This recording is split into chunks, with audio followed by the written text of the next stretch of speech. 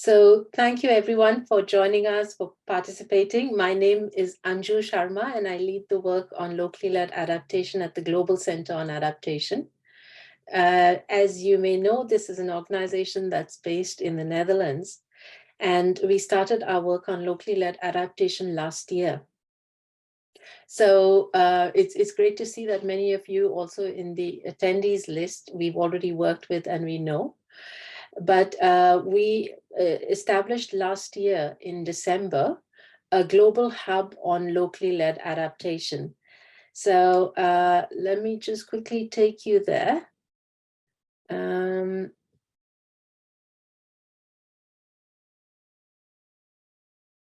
This was something that was launched by the Prime Minister of Bangladesh in December last year.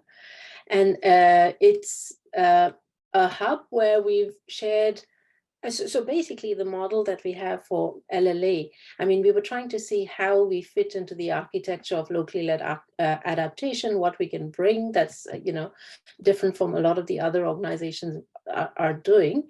And the task we've set ourselves, which is not an easy one, is to try and scale up the work that's being done locally and find investments, particularly IFI investments, to scale up those good practices. So the hub here, what you see is our effort to sort of identify those best practice or emerging practices and sort of document them for us to learn, for others to learn as well. So one of the first best practices that we learned from, in fact, much before this hub was launched, was the work that was done in Mukuru, which started, I think, in 2018. You'll hear currently more about it, but this was really quite inspiring, fantastic work that was, a learning experience on multiple levels. So the last year for us has been a real learning experience from the work that's been done in Mukuru, because it's not only sort of deeply participatory, but it's also, all the things that we try to do globally, but often fail, or even nationally. So it's multi-sectoral. It's a true partnership between local governments and communities. It sort of, even though it was implemented in one of the most sort of difficult environments in an urban informal settlement, it managed to overcome, all the hurdles that you normally face in these planning processes. And it's also challenged norms. So it didn't take for granted that just because cities have laws that everybody must adapt to them, even if they don't make sense in certain environments. So you're going to hear all about it from the community in a minute. But what we'll do is start. So over last year, we've been documenting this work in a guide that was launched by the First Lady of Kenya again in December last year. And you'll see that it's not just, guides on specific processes that were followed in Mukuru on how you have community mobilizers, how you train them, how you engage communities, etc. But it's also a set of videos that were made by a youth group in Mukuru called Know Your City. So they had some help from a videographer here in the UK, but they more or less sort of shot the videos and put them together. So we'll start with a video that will give you a quick idea of Mukuru, and then we'll move on to Jane Viru, one of the leaders of the process, to tell us more. So I'm going to try and play this, and hopefully the sound will work well.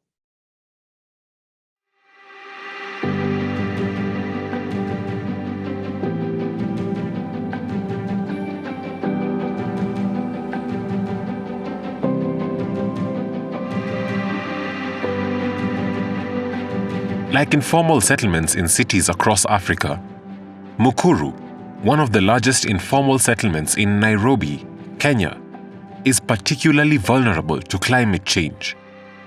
This is due to its environmentally fragile location, high levels of poverty, and political and institutional marginalization, resulting in the absence of risk-reducing infrastructure and support to cope with shocks.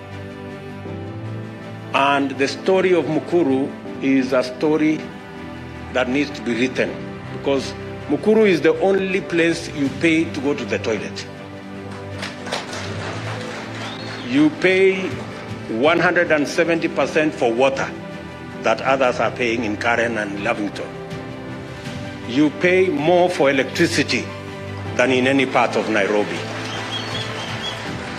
And yet, these are the people who are the bottom of the pyramid. The Mukuru approach has taught us that improving climate resilience in informal settlements requires the urgent coordination of several key strategies. The first strategy is the meaningful engagement of residents to make planning decisions. The second strategy is a genuine partnership between government, residents, civil society, and academia. Residents know best what problems they face, their relative priorities, and what solutions will best serve them. The third strategy is rethinking conventional planning approaches and legislation to confront the vulnerabilities and resource scarcity in informal settlements. The fourth strategy is recognizing the interdependent, multi-sectoral challenges faced in informal settlements. Improvements in no one sector alone can solve them. It is crucial to develop sectoral plans in tandem. The Global Center on Adaptation is working with the Mukuru community and their representatives, including the Akiba Mashinani Trust, to capture lessons for locally led, inclusive pathways towards climate resilience for cities around the world.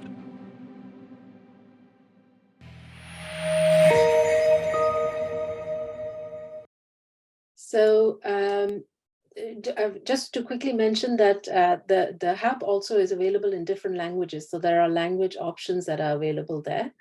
And one of the other lessons from the Mukuru work is how organizations work together.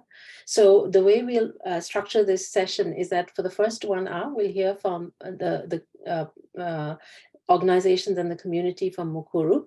And then we'll spend half an hour discussing the role of organizations in locally led adaptation, because I think, you know, we need new ways of working and of how we support local leadership rather than sort of replace it. So Jane, in the first instance, I'd like to call on you, please, to tell us a bit more about the work in Mukuru, and particularly how it relates to climate resilience, because it was not work that was started from the perspective of climate resilience, but yet it builds climate resilience in a big way. So looking forward to hearing from you. Over to you, Jane. Jane is the Executive Director of Akiba Mashinani Trust.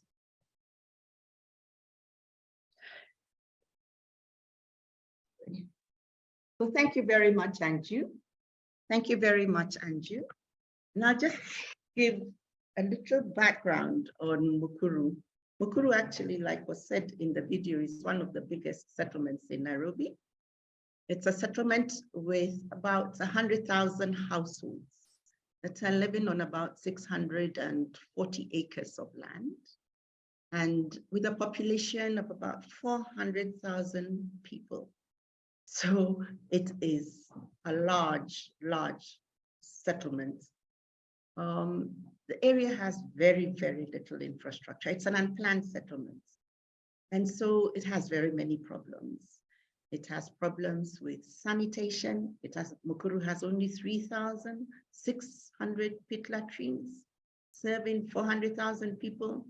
So you can imagine when we have extremes of temperature, when we have floods, because we have floods, these 3,600 pit latrines flood because they get filled up with water, and they flood, and the human waste goes all over the streets, and there is disease. So in Mukuru, especially where there are high water tables, cholera is common. So there is that linkage of poor infrastructure and climate change, extremes of weather. We also find, like when it is dry, and right now in Kenya, we're facing 3 years of drought. We haven't had rain for 3 years.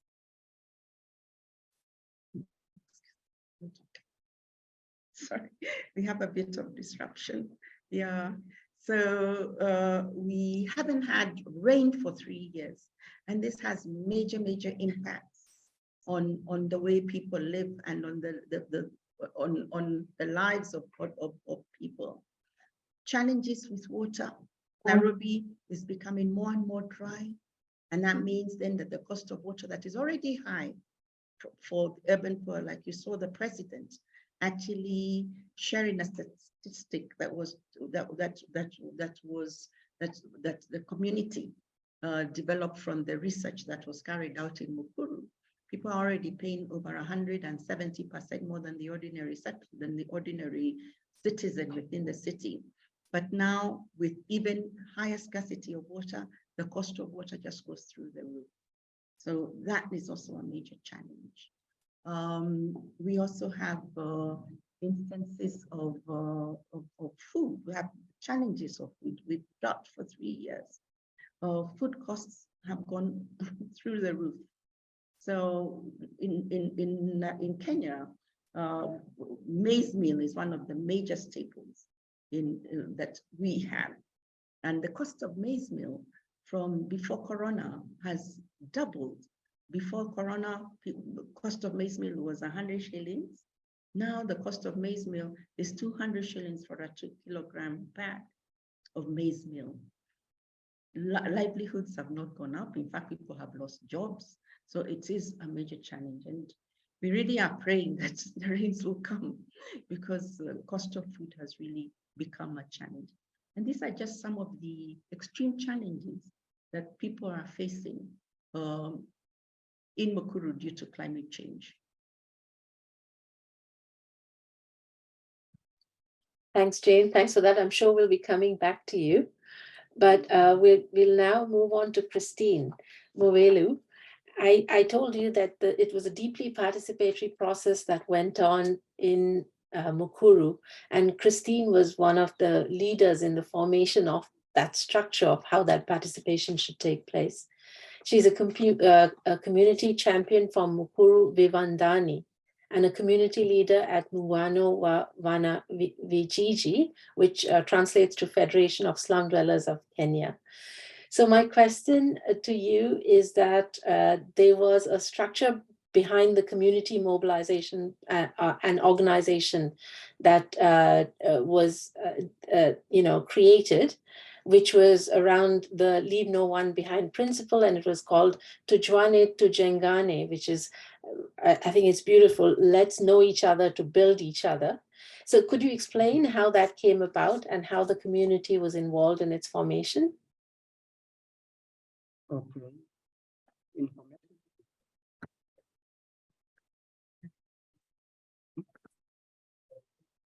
Yeah. Okay. I'm replacing Christine because he's not around. My name is Masaku, and I was among. Sorry, we can't hear you very clearly. Okay. That's better, actually. When I think there's a microphone this side. So yeah, now go ahead. I'm saying I'm representing Christine, who is not around at the moment. My names are Masaku Kingo from Mukuru Kwaruben. And I was among those who are mobilizing the community during the formation of those clusters. The cluster of almost households. Sorry, we can't hear clearly when you turn the other side. So I think if you face the microphone, then we hear you. But then when you turn the other side, we don't. Are you hearing me now? Yes. Now you are hearing me. Thank you. Yes. Okay. I'm saying I was among those who were mobilizing the community during that period of mobilization and forming the clusters. Our clusters were comprised at around 8,000 households. We also went ahead and then divided them. And the reason of breaking the households was, the major reason was to make sure our slogan, no one should be left behind was to make sure the information, at least once we share or we have a meeting, after the meeting, the information which we were discussing has already reached to every household. We also, during those formation of clusters, we wanted to make sure that every member in Mukuru Ruben is involved in the decision making, so that we hear views and everyone was allowed to give his opinion. During the mobilization, in Mukuru Ruben, we had some challenges during that period, whereby the majority, 2017, when we were doing the mapping and the numbering of the households, the majority were not sure of what we are doing. Others, they were completely denying the process. The reason because many of them, they feared they might lose their structures. Others, they were denying because they have been using the community to make sure they have gotten their daily bread in terms of misusing them, the community. So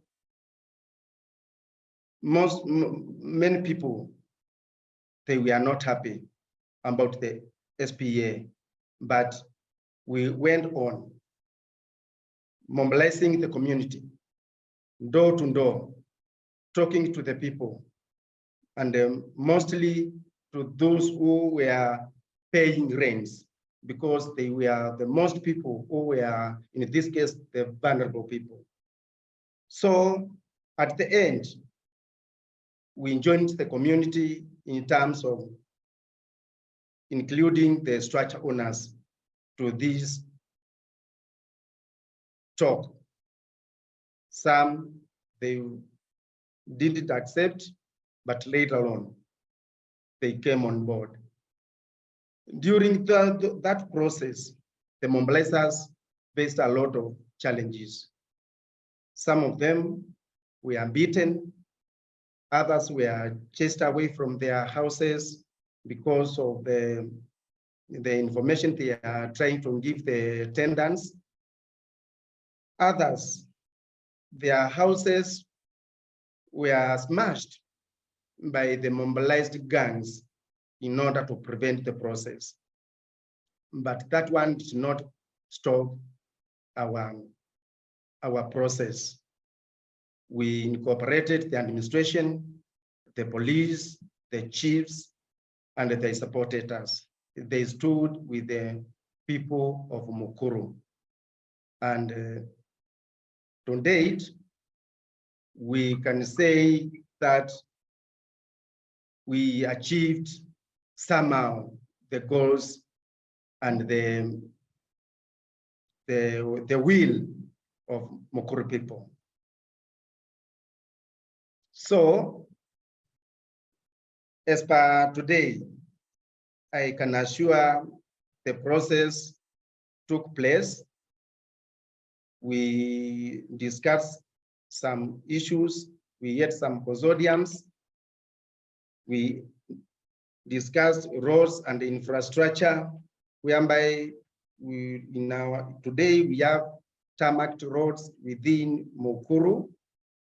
We had an education consortium, whereby people, they said they need schools around, and the public schools in Mukuru. We had only one girls' school, high school. Primarily, no. So at today, we are still pushing the government to put those schools in order our children and our people to have better education like another people of other parts of the country. We also discussed about water and sanitation. In Mukuru, water is just like gold. Water is very expensive. Sanitation is very poor. Once the time like now, it is very dry. Every morning, during the day, in the evening, everyone is on the way, having a bucket on his head or at hand, searching for water. And once you get it, not less than 20 shillings per bucket. And to get that 20 shilling in Mukuru kwa Ruben and the Lanja Mukuru, it is not easy. The life is hard. Sanitation, very poor, because for so many years, we have few toilets, public toilets, very few. Can you imagine 8,000 people sharing one toilet? And that toilet is not free. If you have 5 children per trip, each 5 shillings. And in case 1 or 2 gets diarrhea, you multiply 5 shillings times the child or the person will go to that toilet. So you find our sanitation needs a lot of improvement. But I think now after the SPA and the mobilization, now the people have started seeing the light of what we were preaching during 2016, 17, and 18. Now, the government is aware of what people of Mukuru needs. So, about health also, we discussed about government hospital. And the last regime at least tried a bit and placed to each ward, whereby is represented by MCA, at least a level 3 government hospital. That one we have achieved, but not enough. The challenge is no medicine. The structures are there, the nurses are there, but no medicine. The other one is electricity. Electricity in Mukuru kwa Ruben is very expensive because there is no token. It is run by cartels. And those cartels, they are the ones who were still pushing the SPA not to happen. Per month, we pay 300 shillings for electricity only, of which is a lot of money. So I think that is what I can say at the moment. Thanks, Masuku. Thanks also for standing in for Christine, who I think couldn't make it. And Masuku is also a community mobilizer and a health worker, right? It'll be great to come back to you later if we have time to also sort of see how you see the health impacts in Mukuru, if you see changes, particularly during heat incidents, drought, and you already mentioned, right, what happens with diarrhea. So I encourage also the attendees to please put in your questions into the chat box, and if hopefully we'll have time to come around for a set of questions. But now, next we have Josephat Nyakundi, who is a mobilizer for the Water and Sanitation Implementation Program. So Josephat, could you explain the community benefits that have arisen from this process and their impact on the lives of the people? I am Josephat Nyakundi from Mukuru Ruben. First of all, about water, was with challenges, but now we have some water we put in the plot for everybody, and toilet we put for the people in the plot. Before that toilet, we was with the challenges. People was using the basin, and even they go to draw. But now we have toilet. We continue to put it for the people, every plot, and water, PPT. But the water now, it is 1 shillings per packet,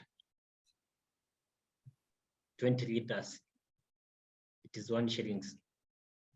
That we have improved. And then we made it the road, and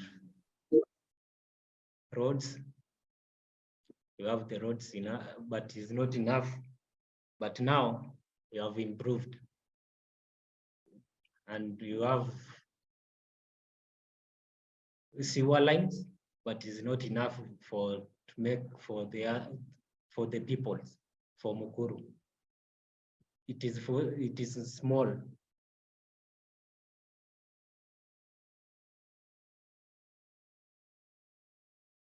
That is okay.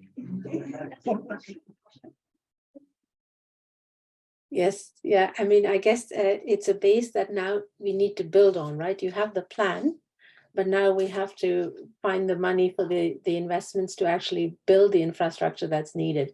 And some of the work has started because the government's put money, but a lot more is needed, as I understand it. And also what you highlight that in fact, which was one of the things that was done early in the process to highlight the poverty penalty that the residents of Mukuru pay, that they pay much higher rates for water, electricity, rent, etc.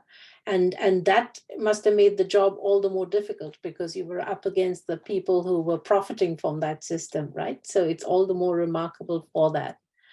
Thanks so much, Josephat. Thank you for that. And now we have Rosalind Asina with us. She's a community-based paralegal and the leader of the Mukuru People's Manifesto Community Committee. So Rosalind, if you could discuss the manifesto, the People's Manifesto, how did the community, and critically, I mean, we know that these processes, on the one hand, they are about process and, the technicalities, but they're also really political. So how did the community position itself to ensure that the gains made through this planning process were not lost with the change of government? Thank you so much. My name is Rosalind Asena. I am a community paralegal, and I'm also a budget champion. I reside within Mukuru, Embakasi South constituency, and I am one of those people who are really interested and carry the interests of the community at heart. And especially when it comes to legal issues, the basic knowledge is really an issue with our people. That's why I come in to bridge the gap between having the basic knowledge in matters legal. And so I've been in this area or in this sector for around more than 10 years. And so I was one of those people who had this idea because, where you live is your first home in this world. And when there are issues affecting where you live, you tend to feel your livelihood isn't right. And so you sit down and start thinking, what could be the solution? Because every other time you must live working towards coming up with solutions.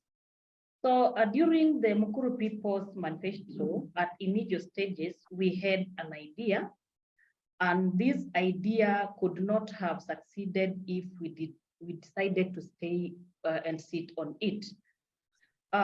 Remember, in the first place, the special planning area was done in 4 wards, that is Mukuru, Kwanjenga, Kwaruben, Viwandani, and also Imara Daima. And so this area was gazetted by the government, and a lot of gains that were done by the Mukuru People's Manifesto, they required a law that should be, that once after it has been gazetted, it should be made into law by being discussed at the level of the county assembly. And so it can be, or the implementation can be made at least by the government, not necessarily depending on the well-wishers and the sponsors and the donors. Sometimes they go. And so when it has remained to be an issue of the government, then we can rely on that law. And so during the Mukuru People's Manifesto, we looked at the issues affecting us, and we looked at on the side, how can we get solutions from the side of the leadership through the political solutions. And these issues were mostly the shared problems. And we decided, okay, after having this idea, how do we bring the community to work with us towards coming up with the solutions? We shared with the community, and during this time, that this was prior to elections, we said, listen, we always have aspirants who come in and start giving us their solutions, and most of the solutions are personal. So we decided, can we now tell them, listen, before you come up with your manifesto, can you listen to our issues and get to sign upon them? So we first of all started in January, that was last year, January 2022. We knew very well we were heading towards our general elections, which were done in August.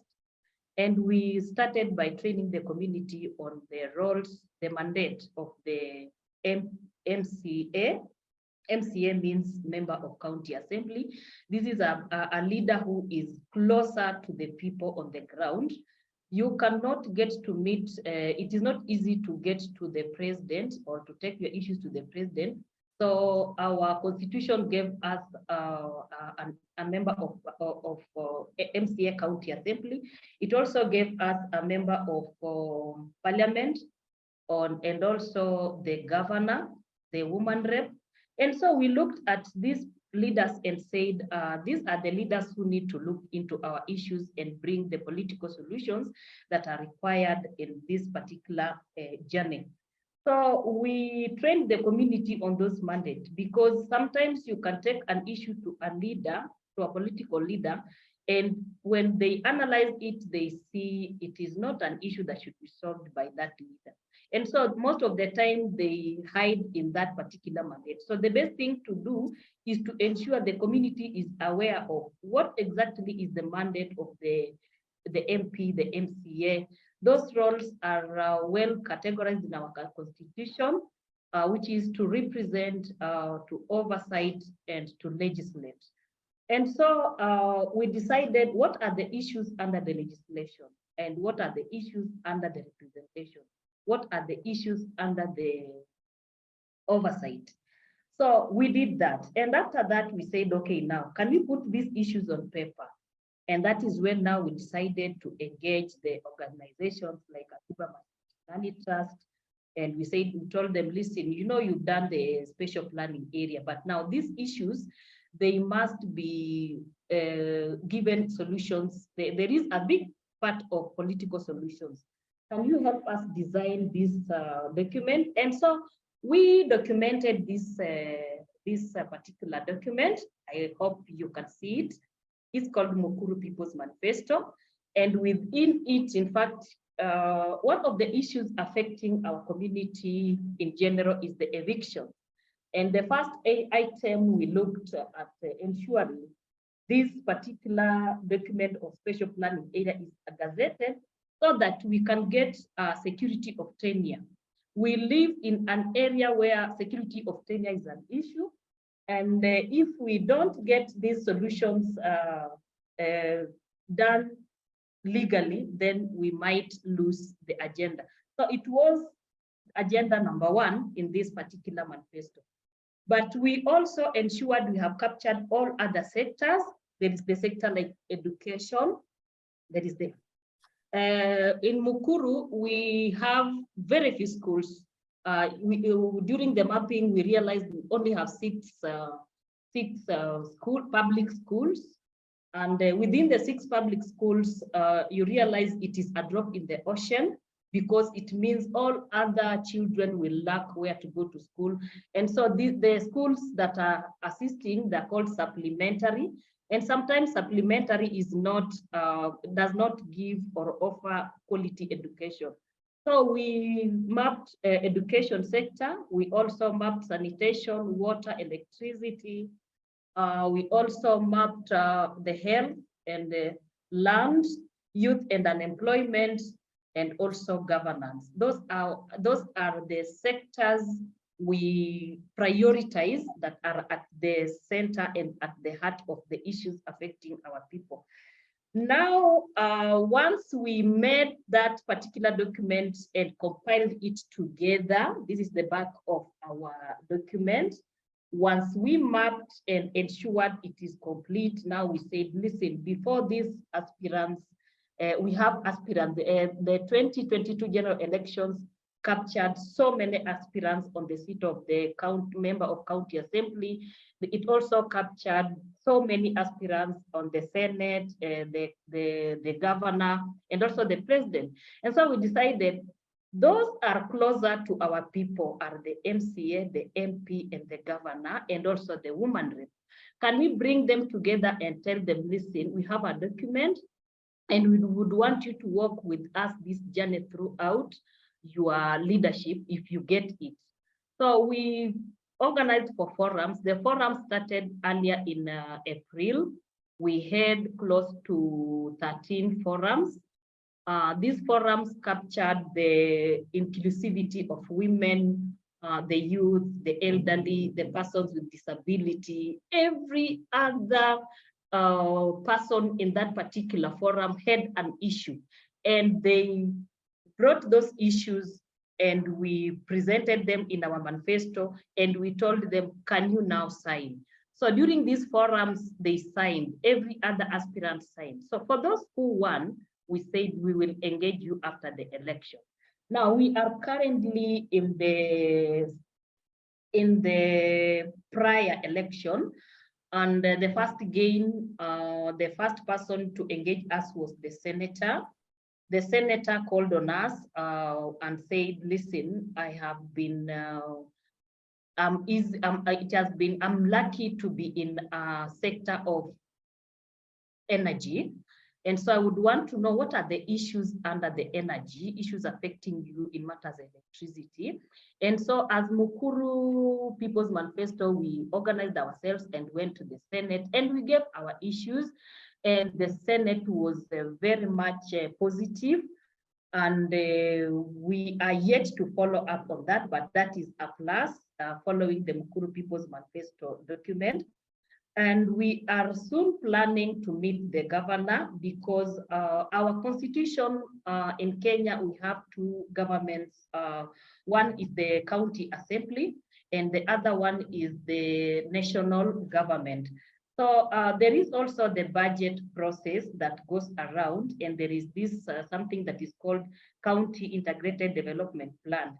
There is nothing that can be implemented. There is no project that can be implemented if it is not captured in the County Integrated Development Plan, which is a 5-year plan that the county ensures it is implemented. So we looked at our manifesto and came up with projects under every sector, And being one of the budget champions, I've managed to ensure that the projects are also captured in the county development project, because it is the county integrated development plan is done under the 5 years.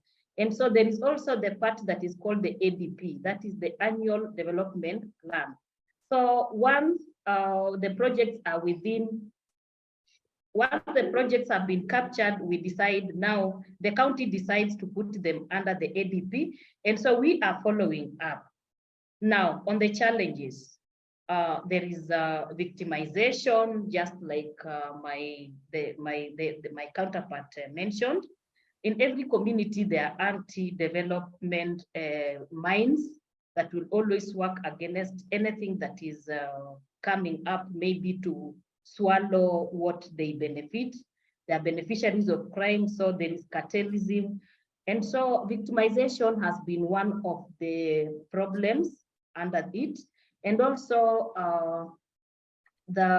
we need also to get the sponsorship to ensure that we get programs implemented during the 5 year. So we need finances to ensure we have education of our people or our community to attach on the county budget process, because we can't follow up if we don't have the knowledge. So we need sponsorship, and I think that is enough from my side. Thank you. Thanks so much, Rosalind. So just to ask you, initially the plan was that the plan that's done in Mukuru is going to be integrated into the Nairobi Integrated Development Plan, right? Which would then hopefully mean that it also gets a budget for implementation.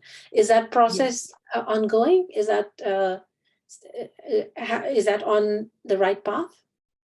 Yes, it is on the right path, because as I have mentioned to you, we are soon meeting the governor to ensure that at least it is under the legal framework, because if it is not within the legal framework, then we will have done totally nothing. But it is undergoing. The governor is very positive with us, and we believe it will happen. Great, great. So just for the benefit of the audience, Rosalind spoke about the SPA, that's the Special Planning Area, which was, I'd earlier mentioned that often, particularly in urban informal settlements, it's difficult to apply the planning laws that apply to a city because there isn't space for broad roads and sewage pipes, etc. So one of the really innovative things that happened in Mukuru was that the government declared it a special planning area. In the past, this was mostly applied to business development areas, right? So this was a first time that it was being used for this purpose. But what it meant was that there was flexibility with laws, but and these planning laws, basically.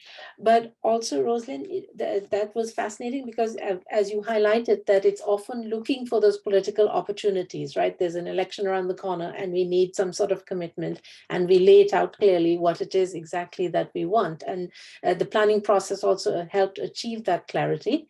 And then, of course, the astute politicians or bureaucrats afterwards will see what a fantastic opportunity this is, because I know it's happened in other places that of SDI's work. So for instance, in Malawi, and of course in Mukuru as well, that the local government realized that, you know, what's going on here is fantastic. It's something we can't do. These are the real needs of the people. And if we have funds, it makes sense for us to invest in these rather than come up with our own plans and activities. So I think that that's really another key learning. We have some questions that will come back to in a minute, but finally we have Stella Maris Nduku, who is a community mobilizer and a youth leader in Mukuru. So Stella Maris, if you could tell us the impacts of climate change in Mukuru, that would be great. Thanks for joining us today. Hello, I'm Stella Maris from Mukuru Viwandani. Okay, you can pardon me the question, please. It was just to say, if you could describe the climate change impacts that you're already seeing in Mukuru and the impacts they have on people's lives. Okay. Now, the climate change are really affected as people of Mukuru, especially people of Viwandani. If you can imagine us living in that room of 10 by 10 iron sheet all over. The heat is too high that we can even not manage, but we are still there managing. Another thing is the prices of food and veggies. Everything has hiked up because of lack of rain. As you have heard, we have stayed 3 years without rain, so the drought is very high. The prices of food items are very high for us. Like a packet of flour of 2 kgs is 200, of which we used to buy it at 90 shillings to 100. I'm a food vendor. I sell veggies, and in that sector, it has been very hectic. Like, for instance, we used to buy like greens at a very cheap price and sell it at a manageable price. But now the prices have gone high. People are not managing because of lack of jobs, no money, and people are really suffering. Another thing is, like, now that there's no rain, we are now building our structures near the river. So you can imagine when the rain comes, the flooding will really affect us because no space for the river to flow. Now the river will just flood to our houses. We'll lose structures. That's what really happens. We lose structures when there's rain, the flooding. We lose lives. We lose our properties. We are really affected by that. Another thing I can say is that on climate change, for now, let me stop at there. I'll come back later. Thank you for that. Thank you so much. So we have 2 questions here that I'll throw out, and then you can decide who wants to take them. The first one is, are there any strategies and actions that have been implemented to achieve SDG 11 by the National Government of Kenya? And SDG 11 is, I think, on sustainable cities and communities. We were hoping that we'd have a government representative, but that ended up not happening because the person was busy. But Jane, perhaps you could take that on? Yes, so thank you very much. In terms of sustainability, like we've discussed, one of the major challenges is the lack of water and sanitation. So under the SPA, the county and central government has put in trunk infrastructure for water and sanitation. And it was able to do this because of the planning that was done and therefore the ability to open up roads in Mukuru. Because Mukuru is a very dense settlement. It didn't have any roads. So it was able to open up the roads and therefore lay the trunk and water infrastructure and also put drains. So those infrastructure developments have really helped in dealing with extreme weather conditions. First, that when it rains now, at least the drains are able to help in there not being so much flooding within Mukuru. And then the water and sanitation infrastructure has also helped in that at the present moment, especially in Mukuru Kwa Ruben, the city together with the community and its CSO partners have started connecting households to the sewer through a simplified sewer system. And we are hoping that by the end of this year, at least 10,000 households will have access to a toilet that is connected to the sewer. So like has been said, this means that when it floods, then the human waste that has been such a problem will not overflow and cause disease, which is a major improvement in living conditions. Again, we're just discussing about the roads and what a blessing the roads have been. Initially, obviously, they were quite a pain because they led to some level of displacement. But over the years, I think the Mukuru people have really appreciated the roads because before the roads were built, It was just impossible to move from one place to the other in Mukuru. We're just laughing and saying one of the biggest businesses in Mukuru was the sale of gumboots. And you had to buy gumboots for the mother, the father, and the 3 children, which was very expensive because you just could not move through the mud within Mukuru. When it rained, it was just a quagmire of mud. And you can imagine this is mud mixed up with human waste from the overflow of pit latrines. So very, such a big challenge. So just the construction of roads, the laying of trunk infrastructure and development of a system for connections of toilets to the plot level. A plot, like you may have heard, Mukuru people live in single rooms that share a common toilet amongst 10 households. So the construction of toilets at that level, plot level toilets that are connected to the sewer has just improved the lives of the people and ensured a much higher level of resilience and well-being in Mukuru. Yeah, that's great.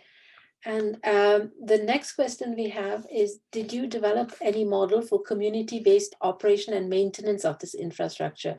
So this question comes from Bangladesh, and I know that this is an issue there, which is that often when, okay, I mean, and I know this has happened in India, for instance, that toilets are a problem. What's the problem? Let's just go and build a toilet. But it's not as simple as that, because you've got to have, it's serve a need. You've got to build that ownership, etc. So I know it's been an issue sometimes that if communities don't see that as their toilet or aren't sufficiently invested in it, that long-term operations and maintenance becomes a problem. Also for other infrastructure like roads and sewers, etc. So that's what the background, I think, of this question. But yeah, Patrick, over to you. Patrick is also with Akiba Mashinani Trust. So yeah, allow me to answer that. Thank you. Yes, as has been presented, Mukuru journey has been a process. And part of this process is to see that whatever is implemented is able to be sustainable. And as Jane has said, currently we are working with the community and county government, Nairobi, the utility company, to lay sewers, simplified sewers that actually don't displace people, and also do prepaid water dispensers, the PPDs. People can be able to access water. But while doing this, it means that you're also destabilizing the status quo. There's someone before who was providing toilet services. There's someone before who was providing the water services. So as Masako said, you find water depending on the supply can reach up to 20 shillings. So then that means you really need to form a community delegation management system, and then the community are able to take care of the new infrastructure. Because if not, then it will be vandalized or by the few people who have been controlling the services. So, and like what we are doing is we are currently clustering the community in terms of just almost a similar way with what Masako was presenting. In the area we work, we have a cluster of 100 households that is 100 households that roughly has 10 plots. So each plot have a representative. So the plot will meet, discuss, and have a representative. So the 10 plots of 10 households each come together and form a cluster. So with the 10 people as their representatives.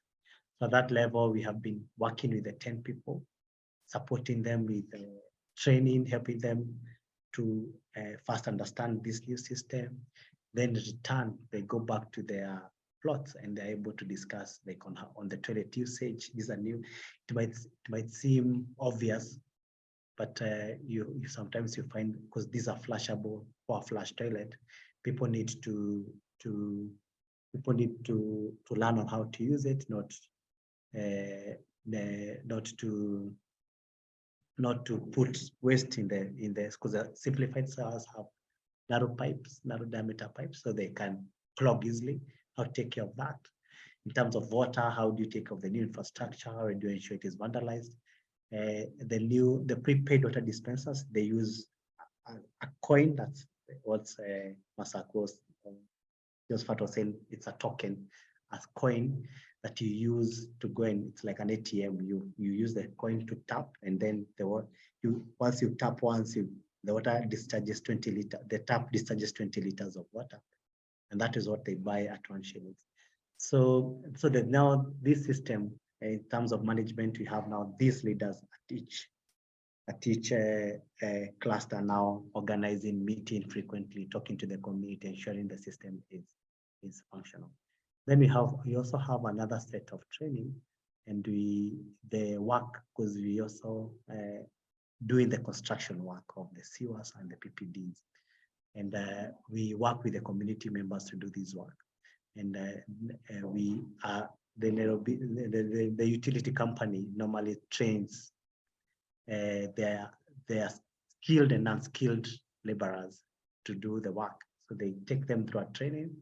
So the community is also able to gain a new skill on how to do the construction of the toilets, construction of the sewer, these PPD chambers and all that. So that's also another skill. And also, just to add, we also work with the local hardware stores to get some of the materials, so that we also support the local economy in terms of the materials that are required in this construction. And so far, the system is working. In addition to that, maybe I can just mention the last thing is we have a system also that the communities have a committee that also oversees. We have an overall committee now that oversees now like the construction. A committee that also looks at in terms of maybe I can just add on this is that as Akiba Mashinani Trust, to support in the implementation and the connection of this sewer, we have established a sanitation revolving fund where we are able now to support, because once we lay the sewer, some people have challenges of capital, constructing the toilet, having the connection fees to pay the Nairobi City Water Company. So we have started this sanitation fund where we will lend the structure owners some money to do toilet construction and to pay, we pay about $45 to the utility company for the connection fee to the sewer. So then with that revolving fund, we have been able, right now we are on our way to about dispersing to about 250 structure by the end of this month. We have dispersed about 3,000 households that will benefit from it. My idea is to scale that up as we go. Thank you. So, Patrick, just to give us an example, you mentioned the water ATMs, right? What is the price now from these ATMs, and what used to be the price that was charged earlier? The price right now is 1 Kenyan shillings. Initially it was when there's a bit of water. The cheapest you could get is 5 shillings, between 5 shillings and 20 shillings. Wow! But right now it's 1 shilling. Yeah. Yeah. Currently the illegal water right now is 20 shillings. I see. Yeah. Because actually what has happened is that the water police, there's a water police, have recently gone to Mukuru and they have removed all the illegal connections. That means that even the illegal water is also minimal, so then we are left with a bit of few formal connections. So that's why the price has gone up to 20 shillings. Wow. Yeah, that's quite something. Great. So we have one more question here on how do you expand the approach in other countries and cities, and also to other similar counties in Nairobi. So, I mean, over there briefly, I mentioned, well, one of the learnings for us, and I'll pass the question on to you briefly before we go to the second half of our discussion, is that it's not when we talk about sort of expanding the approach, what's important is to maintain the spirit of it. I mean, the thing in Mukuru, I think the magic, so to speak, in Mukuru is the ownership of the process, that it's something that was born in Mukuru, it was designed in Mukuru, people have ownership, it's their process. So, I mean, the guide that we wrote, we quickly realized that we can sort of describe how it was done in Mukuru, but others have to take it and make it their own. And we're sort of collaborating with AMT, with SDI, in trying to identify IFI investments in other countries to take this approach. So for instance, we're working in Liberia with YMCA, where they had already laid the foundation for similar work, and now we're helping expand on that to inform investments on a Liberia urban development project by the World Bank. And it actually fits really nicely, because that is often the area where these IFIs don't have the capacity, resources, time to do that kind of thorough planning process, which is actually participatory, that takes into account needs right down to the individual level. So if we can do that and then bring the people to the table to talk to the World Bank after they've had that chance to map their own climate vulnerabilities and risks, then hopefully we're able to influence those investments. But Patrick, do you or anyone else there want to talk about the scaling up of the approach very quickly? Yeah, I think Mukuru SP has been a precedent center because now the government has seen the need to declare an area as a special planning area. And actually, they have even gone ahead and declared Kibera as a special planning area. And they can see the model as a way of scaling up. And we have seen even other counties coming to learn from Nairobi. And then we can see there's demand, and they see this as a model of trying to deal with the deep challenges of the informal settlements. Yeah, so at least it helps, because sometimes the government want to assist, but they don't know where to start. So I think the SPA helps them to have an entry point on how to be able to implement. And as you said, there are also other countries that are also interested in this, and our hope is we can share our learnings, and maybe some of the experiences can be useful, and others can be able to follow. Great, thanks. So now quickly, let's move on to the other part of our discussion, which is the role of national, local, global organizations in supporting locally led efforts, like the planning effort that went on in Mukuru. And this was, I think, another big learning from Mukuru, that at the end of the day, in informal settlements, you usually have many organizations that work, and they're coming at it from their sector or perspective. So somebody's working on water, somebody's working on waste management, etc.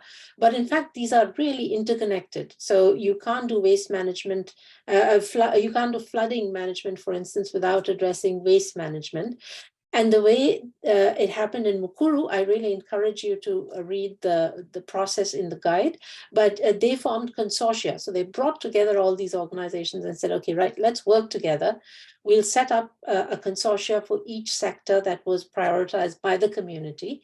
And then we'll collaborate across sectors. So it was sort of a multi-sectoral process where they worked across sectors and also brought together these organizations. And it was a new way of working, this kind of partnership and collaboration. So you had the local government, which was very much in the lead, and that was essential to give the people of Mukuru the certainty that, this is not just another NGO-led process that will not give us, big results, but that we have the ownership of the government. There was a community, there was the NGOs, and then external partners as well that worked together. So Ariana is from Slum Dwellers International. She's a program coordinator at Slum Dwellers International. And SDI is a partner support organization, which I think is a really interesting term, because their role is to work with very local federations and to support any capacity needs that they may have. So Ariana, really looking forward to hearing from you about how SDI is structured, how it sees its role, and how it sort of balances that, of being a facilitator and a capacitator rather than the implementer or the lead. Yeah, Oh. thanks, Anju. Thanks. Hi, everyone. I'm Ariana Karamalis, as Anju said, and I am with the Secretariat of Slum Dwellers International, SDI. We are a global network of urban poor federations and their support NGOs. We work in a number of countries across Africa, Asia, and Latin America. I'm going to use a slide just now to kind of explain a little bit about the structure of the SDI network. But I wanted to start by kind of connecting it to some of what we just heard, which is a lot of really rich input and wonderful examples from one of the SDI affiliates, which is SDI, Akiba Mashinani Trust and Muungano in Kenya. They work with another support NGO as well called SDI-Kenya.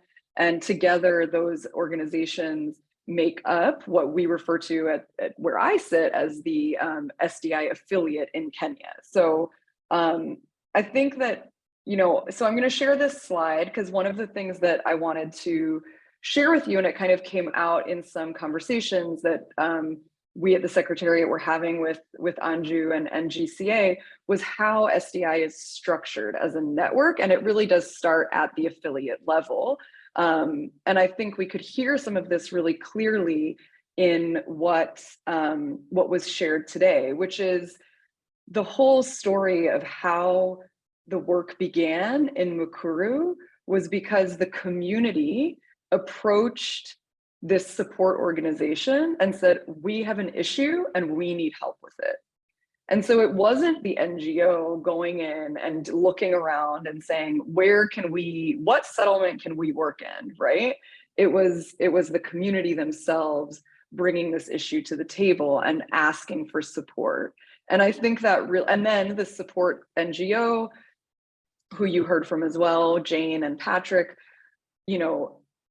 offering the kinds of technical and administrative and advocacy support that they can offer as professionals. And that model is really a great example of how SDI is structured in each country where we work. And then, at the global level, the Secretariat plays a similar role for the network overall. So I just want to show this slide, which I put together to kind of help give a little bit of an understanding. So there's this lovely little organogram over on the side of how the network is structured. And as I said, the network is comprised of affiliates, which exist in roughly 18 countries across Africa, Asia, and Latin America. Each affiliate is comprised of 2 or sometimes more entities, but essentially an urban poor federation, which would be Muungano, who we just heard from, the community organization, and then their support NGO. The federation determines the work undertaken. So they identify needs and priorities. They're the ones implementing most of the work on the ground.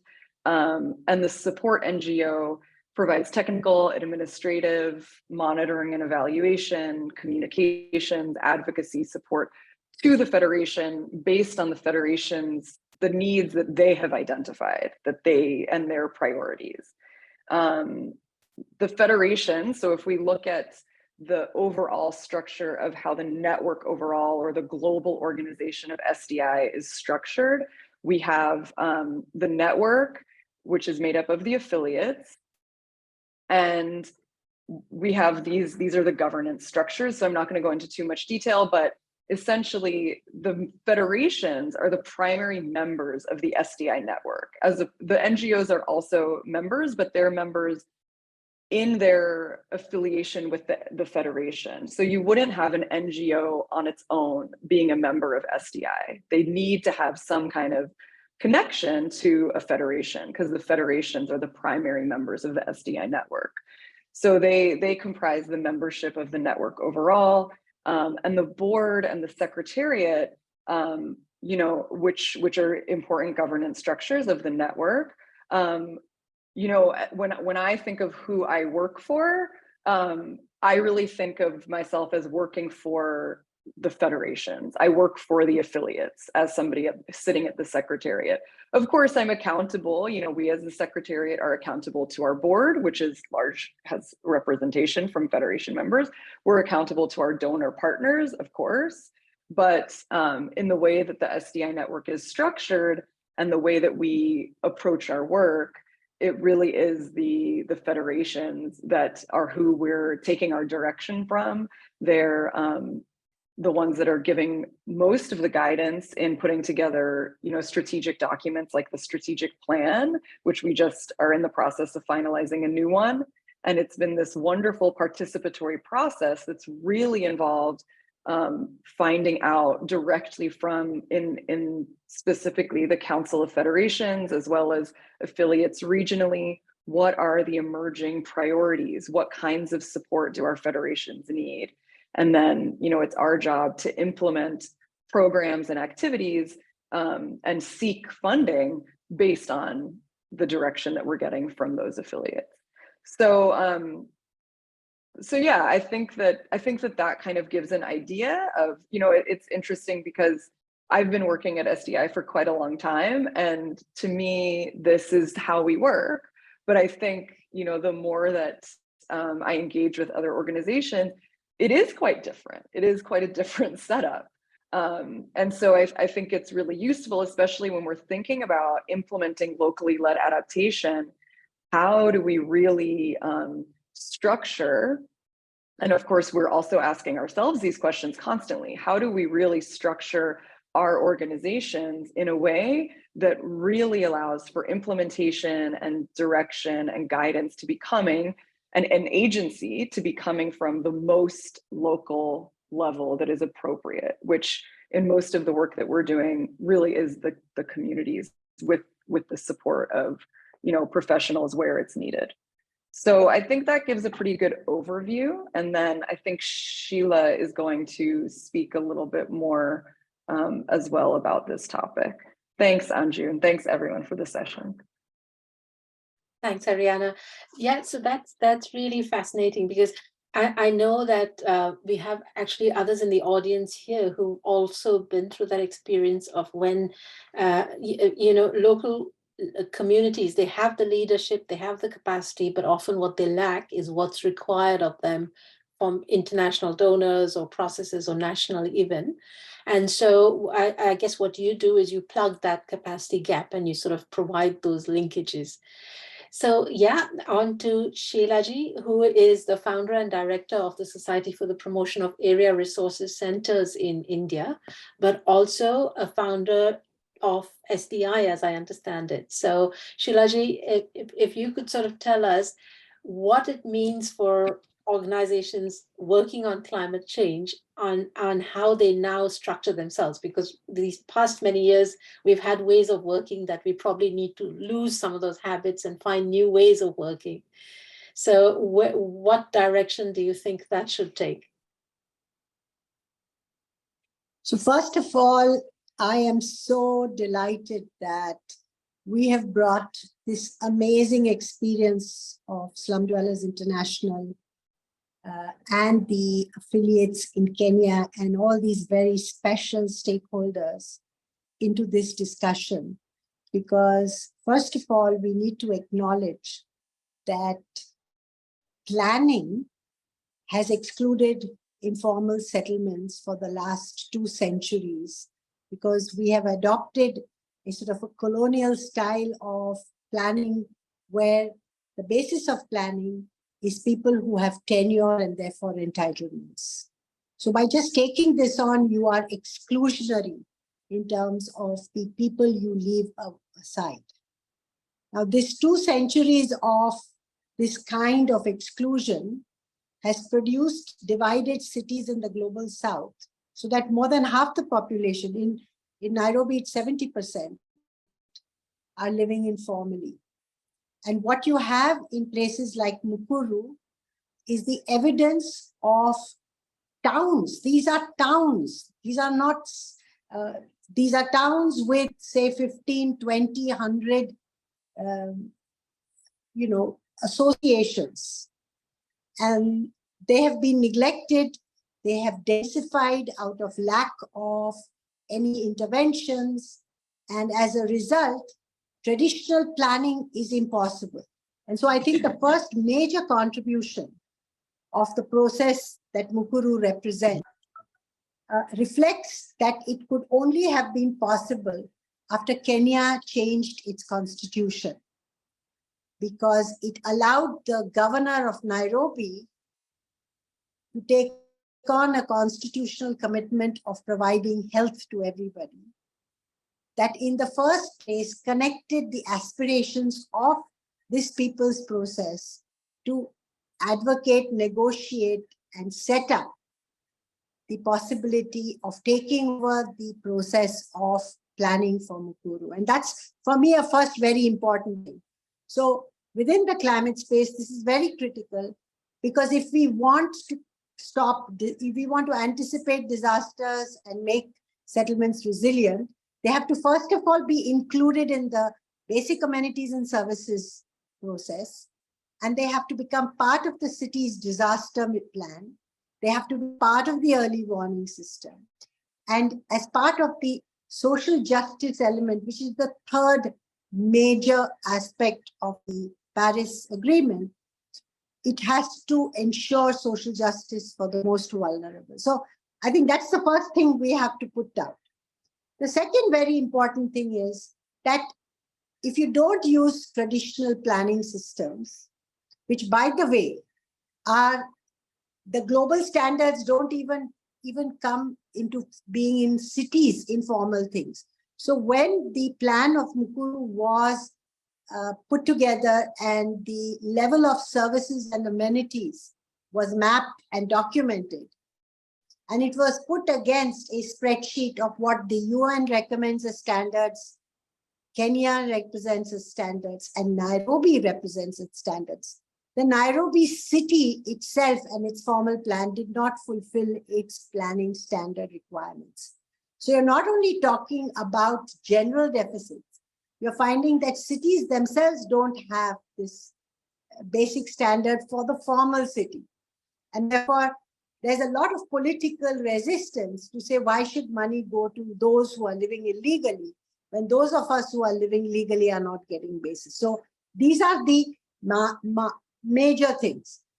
The third thing which is very important is global and northern institutions which have money did not come to Mukuru and to the amazing alliance that they produced to finance this project.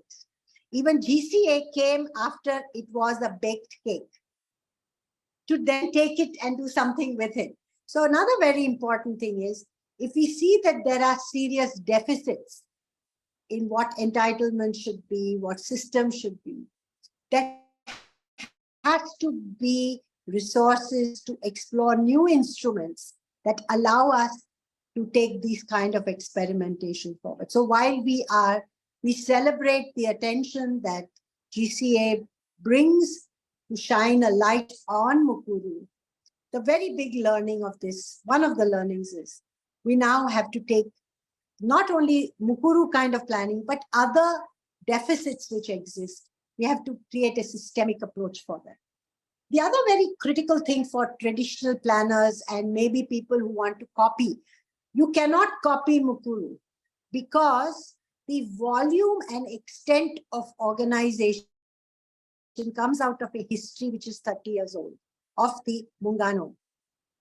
So you have to start with first organizing people, because unless people in the residence group and the shopkeepers are organized, the internal conflict resolution, which all of them discussed, is not possible. That's not something the police can come and do.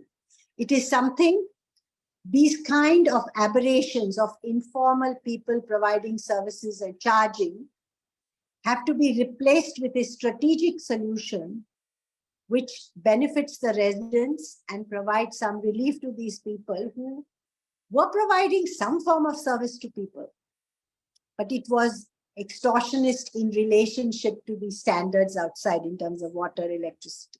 things like that. And these pragmatic decisions were taken by the community. The other very important thing which Mukuru represents for me as somebody who has been a bystander, deeply committed to this process, is there's a big difference between planning for what we call brownfield areas, where people are already living, and greenfield areas. All the planners know how to plan for greenfield areas. They don't know how to do that. The other very important thing is every single village, every single household was mapped by the federations and the Muungano and the Residents Association. And there was a bottom-up, deeply dense organization that was put together. These are the process requirements for such a transformation. And they were able to negotiate really tough things.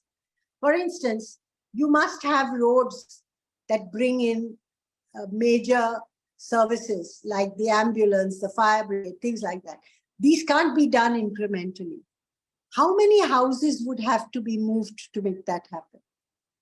How will the groups negotiate internally to allow this so that the planning process itself doesn't become like that of the state, where they just draw straight lines and just throw everybody else out? And so this and many other things, the work that they are doing with the repair, all the informal settlements in Nairobi are along the river, which has become like a garbage dump can where water comes in, floods, and there should be a riparian area. And one of the things that the Muungano has done in Kibera and in other places and now in Mukuru is to create gardens and walking paths so that it's available to people. But if flooding happens, it is also not threatening life. So this and hundreds of other things are there, which are the minute, very carefully managed things that have produced this process. And in the urban context, in the global south, in most of our cities, climate refugees are going to come to big cities, however much we want them to go to smaller towns and however much the smaller towns grow. Because the economies of those countries are based in these large cities, where without skills, without any resources, you come. Where will you go? You will go to a slum. You will go to an informal settlement. How are you going to make these informal settlements not xenophobic like the rest of the city is a big challenge. And you know that through the support of GCA and BRAC, there's a big discussion in Bangladesh to say, how do you make cities migrant friendly? You can't make them migrant friendly if you first don't make them poor friendly and inclusive. So I want to stop there, but with three messages. One, global finances must come in at the start and work in partnerships. This follows the LLA principle as no other thing does. Two, create investments to organize communities and use both the government structures and the communities to share their experiences through peer exchanges, so that the solution that you may do in Sierra Leone or in other countries addresses the local reality with this increasingly global instrument. So thank you. And I'm very proud of my SDI friends. Congratulations. Thank you, Sheelaji. Thank you, as usual. That's really astute. And also, just one thing that you mentioned, that GCA came when the cake was baked. I think GCA didn't exist when the process started. So hopefully that, hopefully we can do what we're hoping to do, which is take this example and bring the investments to actually implement. But you can also say that to your peers who are there for longer time. Yes. So we have a couple more questions that are aimed at the group in Mukuru in Nairobi. So one, it relates to the water ATMs and where the utility, whether it's where the water comes from, basically. Is it aquifer water or is it utility water? What is the source and what processes are involved besides selling it? And the second one is how the government incorporates climate resilience policies with informal settlement upgrading processes in Kenya. So over to you in Nairobi. Who would like to, perhaps Masako, would you like to answer the water question?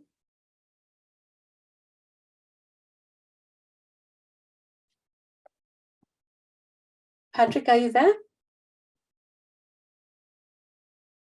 I think we may have. Sorry, yeah, we are here. Sorry. Yeah. I can repeat the questions if you like. Okay. So the first question relates to where the water comes from. Is it utility water or is it from aquifer? And are there other processes that are involved besides selling it? I guess what that means is, is it entrepreneurship? Is it community entrepreneurship? How is the money managed? All of that, if you could address a bit of that. And the second question, which maybe somebody else wants to take, is how government incorporates climate resilience policies with informal settlement upgrading processes.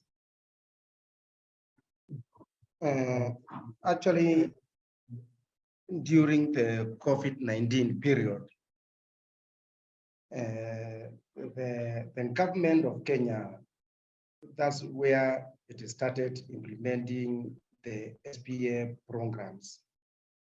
And apart from infrastructure, it prioritized having people of Mukuru to have boreholes.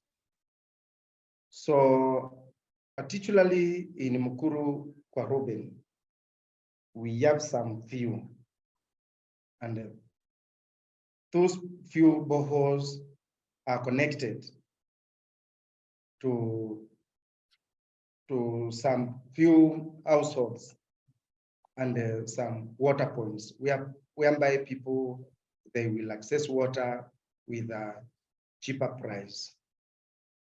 Otherwise, than before, the cartels were all over selling water. At the moment, we are not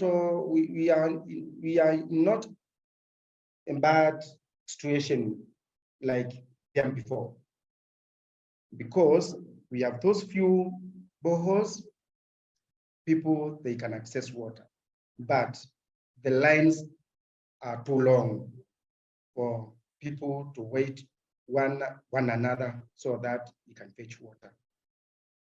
But I think with the time, after this program of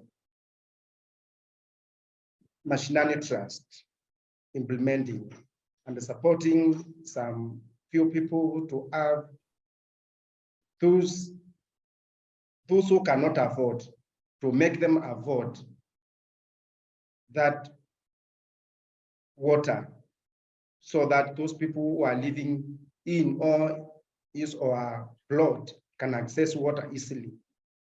I think we will be able to manage it.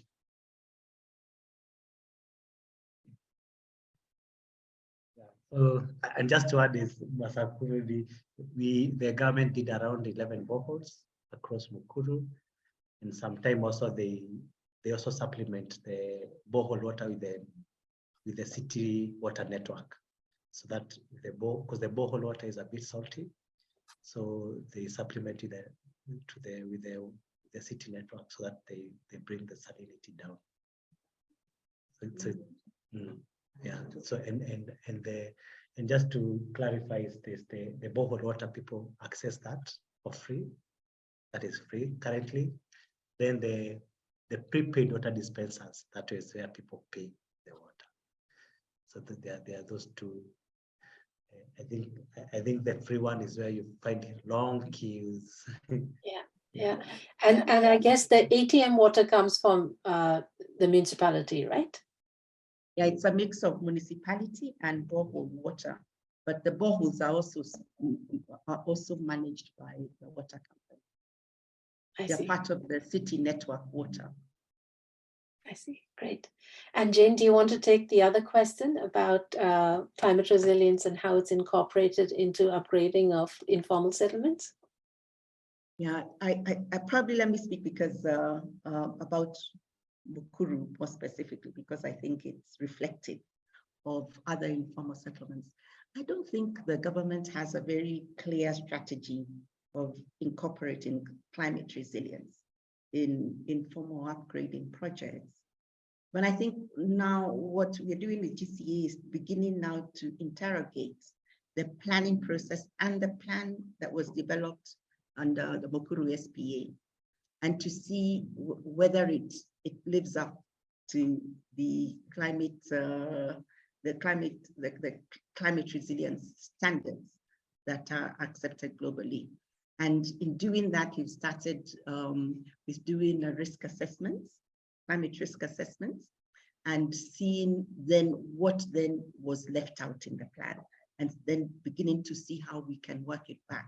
So I think the next time we do an SPA, we will do it slightly differently, because we'll be more conscious of the climate change and resilience issues, and will be incorporated into the planning process. So it's a journey. It is not a perfect, it's not a perfect process. We're learning as we go. Yeah. For us also, this is very new, because the Urban and Water team at the Global Center on Adaptation has done climate risk assessments for cities. But in Nairobi, we're actually doing a climate risk assessment of only Mukuru, because one of our goals in the future is that we're able to do this dual process, that on the one hand, we do that rapid climate risk assessment that can then inform the community planning process. So what comes out at the end takes into account current and future climate variability. So that's where we're headed. But, you know, as the IPCC also says, often in informal settlements, even plugging these development gaps contributes to reduction of vulnerability. So that's already a starting point beyond even just sort of outright taking into account climate impacts. So thank you very much, everyone. And if I think I see a request from Shireen to please, if we can take a screenshot before we end the session. Jane, I don't know how, if can we fit everybody around the table, do you think?